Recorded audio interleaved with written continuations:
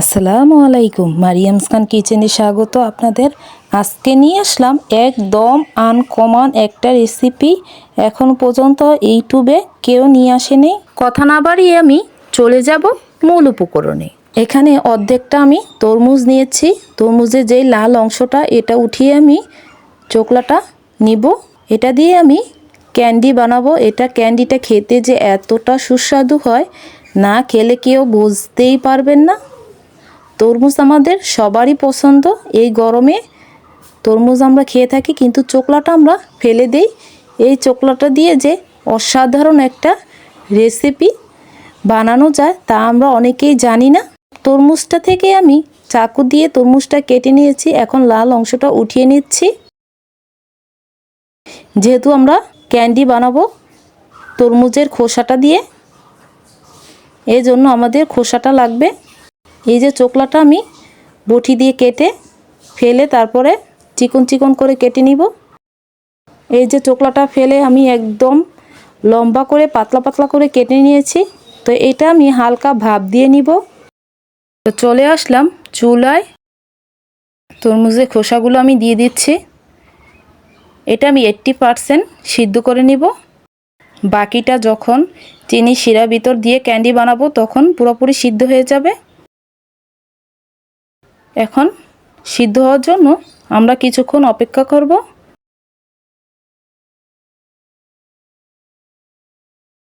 তো বলকটা এসে গেছে।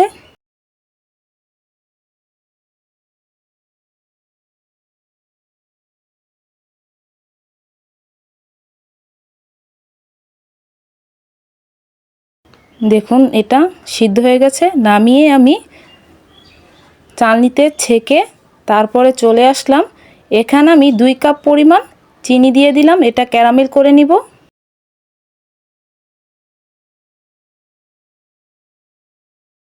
ক্যারামেলটা আস্তে আস্তে হচ্ছে, দেখতেই পারছেন।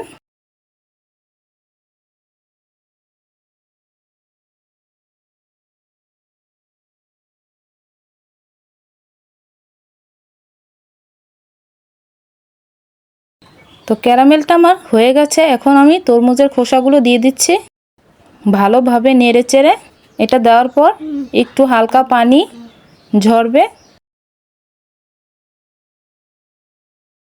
চুলার আঁচটা আমি মিডিয়াম রেখেছি। হাই হিটে রাখলে পুড়ে যাবে, ক্যান্ডিটা ভালো হবে না। দেখুন কালারটা কতটা সুন্দর, মাশাআল্লাহ। এটা খেতেও কিন্তু ভীষণ মজা। একবার হলো ট্রাই করে দেখ।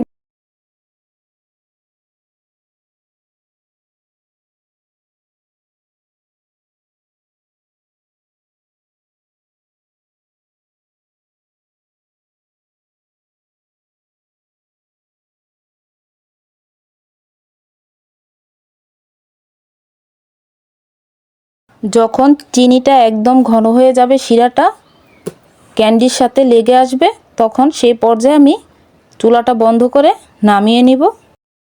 দেখুন কালারটা একদম চলে আসছে, চিনির শিরাটাও ঘন হয়ে গেছে। এই পর্যায়ে আমি নামিয়ে নিব।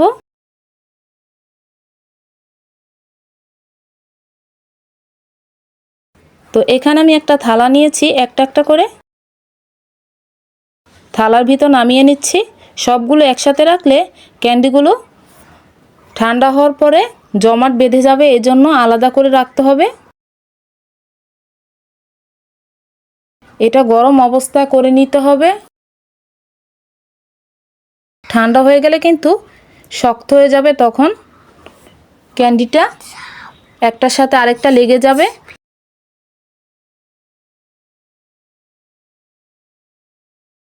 আমার ভিডিওটা যদি আপনাদের কোনো অংশে ভালো লাগে প্লিজ একটা লাইক দিয়ে দিবেন।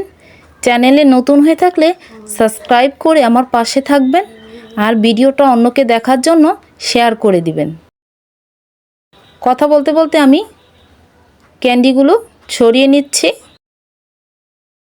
তো একইভাবে আমি 2টা থালাই ছড়িয়ে নিয়েছি। তো চলে আসলাম 10 মিনিট পর। দেখুন ক্যান্ডিগুলো একদম শক্ত হয়ে গেছে। ঠান্ডা হওয়ার পরে পরিবেশন করার জন্য আমি আলাদা একটা প্লেটে বেড়ে নিয়েছি।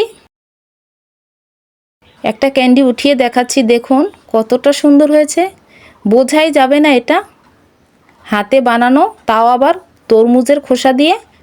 এটা খেতে কিন্তু ভীষণ মজা। তো আজ এ পর্যন্তই, ভালো থাকবেন, সুস্থ থাকবেন, আল্লাহ হাফেজ।